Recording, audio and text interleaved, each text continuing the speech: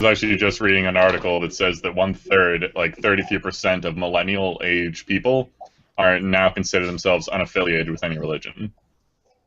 So, good job, everybody. Yeah, that number jumping up real quick. And while you're on stats real fast, too, I wanted to mention that a lot of people were criticizing David Silverman for a couple of things that he said, and rightfully so. I guess one thing he said was that about 1/3 of Americans, I don't know if he said Americans or young Americans or what he said, but he said that they're atheists, which isn't true at all. You know, atheists, I think, is about 6% maybe overall, maybe, you know, as high as like 10% among the younger generations. But so, you know, he's basically taking the unaffiliated and the other group, or people that they might call unchurched, or people that, you know, they might still be religious, might believe in God, but they don't go to church. They're unaffiliated with any specific religious sect. So we can't claim them as atheists. While a lot of atheists will probably end up coming from that cohort, and, you know, that's kind of the first step in heading towards atheism. Certainly they're not all atheists now, and there's no guarantee they all will be in the future. So we have to make that distinction. That's really important. And Neil Carter, Godless and Dixie, he blogs at Godless and Dixie. He did a really good blog this past week about discussing, you know, the nuns and things like that, and kind of making that distinction.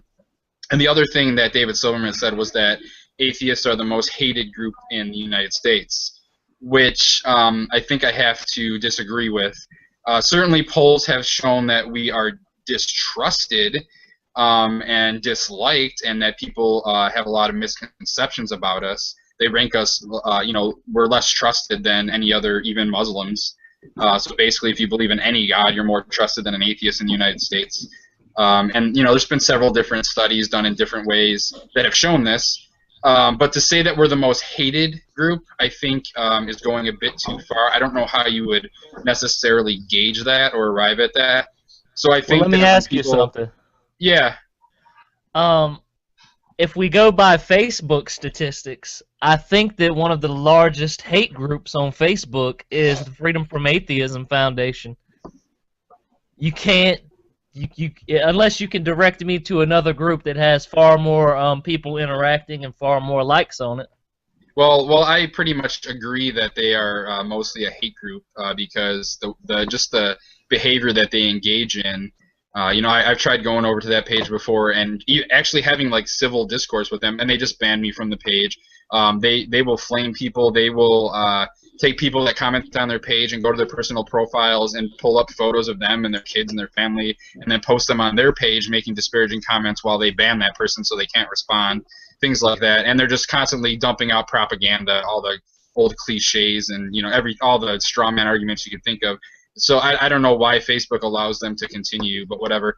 I guess on one hand you have to kind of take it from that side where, you know, Facebook is probably going to be a lot more apt to police a group that's like anti-Muslim or anti-Jewish, you know, anti-Semitism or something like that, as opposed to anti-atheist. So maybe they just shut those groups down. I don't know, maybe that's not the case, but I don't think you can just gauge something like us being the most hated group because there's one Facebook group out there that's, you know, that has a lot of likes on it or whatever. But, and I'm not saying that we're not hated at all. I'm just saying I think it's hyperbolic to say we're the most hated group. You know, I'm not going to play the victim card here. To both those things, Silverman goes on in some of his talks of what he means by they're all atheists, like the nuns, and he does kind of tongue-in-cheek say, like, they're basically atheists who won't admit it. I disagree with that. Like, I think there's a conversation to be had, but I can't necessarily disagree with that. Well, let me just say this, because there are some people out there that aren't religious, but the minute that you say, well, we need to take under God out of the money so that we can better represent all faiths or all beliefs, or we shouldn't say under God in the Pledge of Allegiance, you have these people that go nuts. And they instantly snap, because I actually have a family member that did this who's not religious at all, hasn't been to church in over 12 years. And the minute that we started talking about the historicity of Jesus, he snapped. And for 12 years, he's considered himself not religious. And so that's why I say there are probably a lot of people out there that consider themselves not religious, but the minute where religion becomes the primary topic of discussion, they'll show you just how religious they are. So while maybe the number is 30%, huh? I can use the exact counter situation of a huge number of people who are probably like just religious in name, but then on these forums that are like anonymous, they'll be like, actually, I'm not really religious. Because they give options of like the normal types of Christians, there's some minority religions, and then there's just other world religions, and then just other religion, and then there's unaffiliated. So it's like they gave a lot of options. Well, we have to accept that it's far more likely that they're going to be just not religious, because that's what they're classifying it as. If they were going to classify themselves as an atheist, they would have done so. Well, I mean, they're not giving their specific personal information. It's not like they're going to say in a poll, "Oh yeah, I'm an atheist," and then somebody's going to come burn their house to the ground. So they do have some level of anonymity. There's no atheist option on this chart.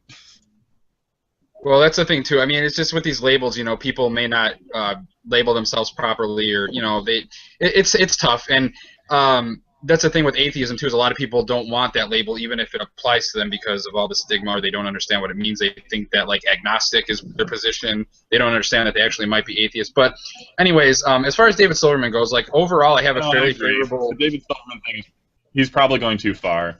But well, I have a favorable opinion of him overall. That's not going to stop me from, you know, criticizing when he says something that's incorrect or being hyperbolic or whatnot. And to your point, like I know that he might be tongue-in-cheek, or he might be having this nuanced position on it. But if you're going to go on a CNN atheism special and you're not going to go into, you know, actually what you actually mean, people who don't know who you are going to come out of that thinking that you're telling the truth. And then when they find out later your numbers are way off, they're going to be like, he was just lying, he's trying to play the victim and all that. So, you know, you have to look at this from the perspective of somebody who actually doesn't know who he is or what the actual stats are, things like that. So I think that's why, you know, we have the criticism. I was a nun before I became an atheist. That doesn't mean I lived in a convent, though. But, yeah, I mean, I would have considered myself among the nuns, among the unaffiliated, had I been polled during that, you know, whatever couple-year period. Actually, it probably would have been quite a few years, because I was never really a big fan of church. I was never really a huge fan of structured religion, but I still consider myself a Christian as far as what I believed. So I probably would have called myself, you know, religiously unaffiliated. I probably would have been one of those people that said, like, oh, you know, what I believe in isn't a religion, it's a, you know, relationship with Jesus, or something stupid like that, you know. So you have to understand that these people could very well still be religious, although that is probably like a stepping stone towards non-belief. But I think the reason that group's getting so large is because of all this stuff with like homophobia, the whole anti-gay sentiment and all that, and just other things, you know, all the politics, churches getting involved in politics. I think that's a big reason for why that group is expanding so much, more than just people are losing their faith, you know, at the drop of a hat like that. But it is a good thing, and I think it will lead to more people, you know, understanding that religion is not viable.